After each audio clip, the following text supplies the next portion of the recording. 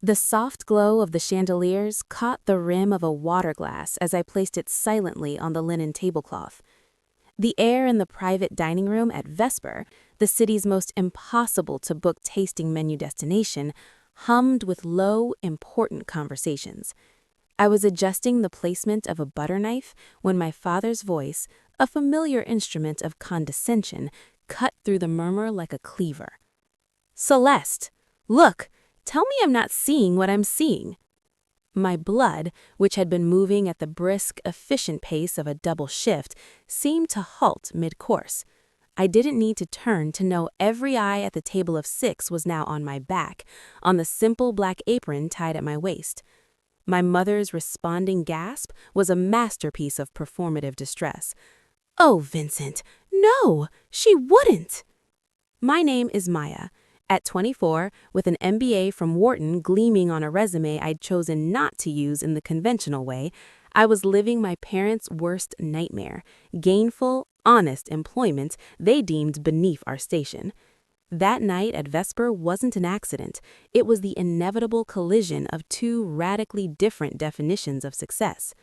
My parents, Vincent and Celeste Roth, were architects of perception. Their wealth, built in private equity, was cemented by a relentless curation of image. My post-graduation path was a tear in their carefully woven tapestry. While my classmates leveraged family connections for analyst positions, I had 3 jobs. One was at a venture capital startup, analyzing fintech.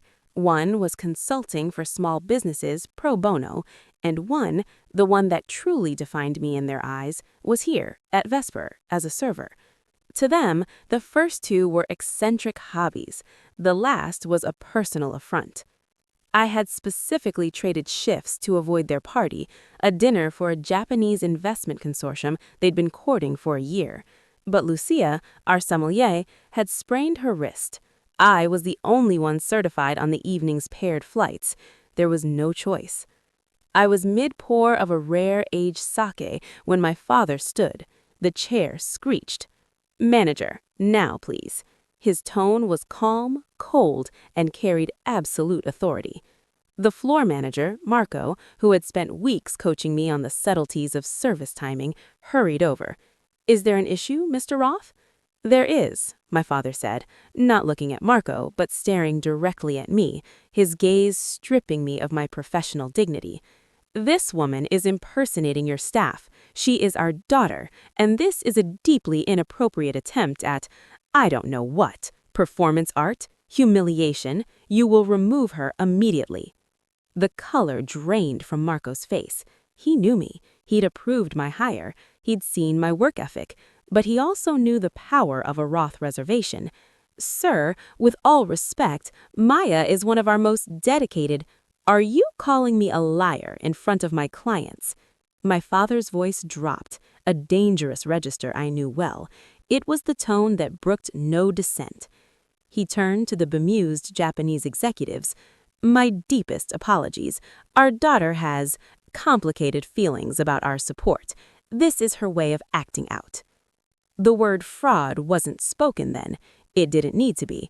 It hung in the air, woven into the fabric of my father's accusation and my mother's mortified, tear-brimming silence. Marco, trapped, gave me the smallest, most agonized look of apology. "Maya, perhaps you should take a moment in the back." I didn't look at my parents.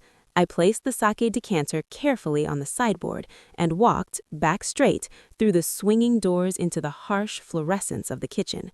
The chefs paused, their knives hovering. They'd heard. My humiliation was complete, and worse, it was utilitarian, a necessary sacrifice for the smooth operation of the dining room. The aftermath was a study in cold eradication. I was not disinvited from my sister's engagement party. I was erased from the narrative. "It's a small list, darling," my mother explained over the phone, "and with your current situation, the questions would be so awkward for everyone." They told relatives I was in Singapore on a special project. My reality, the grind, the savings, the vision, was a corrosive secret. At a charity gala they'd reluctantly allowed me to attend, my uncle clapped me on the shoulder, his breath smelling of gin. "Heard you're getting a real taste of the service industry, kiddo. Good for you. Builds character." The circle around him chuckled. My father, from across the room, raised his glass in a silent, bitter toast to my presumed failure. The final ultimatum came in my childhood home's library, surrounded by leather-bound books no one read. "This ends now," my father stated, sliding a contract across the desk. It was a junior associate position at his firm. "You start Monday. You will dress appropriately. You will cease this restaurant pantomime." When I pushed the paper back, my mother finally shattered. "You are an embarrassment. You are choosing to be a common servant. We cannot have you dragging the Roth name through the gutter. If you walk out that door, do not consider yourself our daughter." A week later, a letter from their attorney made it official. I was excised from the will and all family trusts, my share to be redistributed to my more aligned siblings. What they never fathomed was that the girl in the apron was also the woman on the other side of the deal sheet. My time at Vesper wasn't a rebellion, it was my graduate thesis. While they saw me carrying plates, I was conducting a granular operational analysis. I knew the food cost percentages, the staff turnover pain points, the reservation book's golden ratios. My venture capital job funded my seed money, my consulting sharpened my pitch, and my target had always been Vesper. Its legendary chef owner, Matteo, was a genius but a weary one, longing to retire but terrified of selling to a corporate chain that would gut his legacy. For 6 months, I'd been meeting him secretly after my shifts, showing him my business plan, one that preserved his team, his menu philosophy, and injected capital for expansion. He saw in me not an Roth heir, but a fellow craftsman who understood the soul of the place.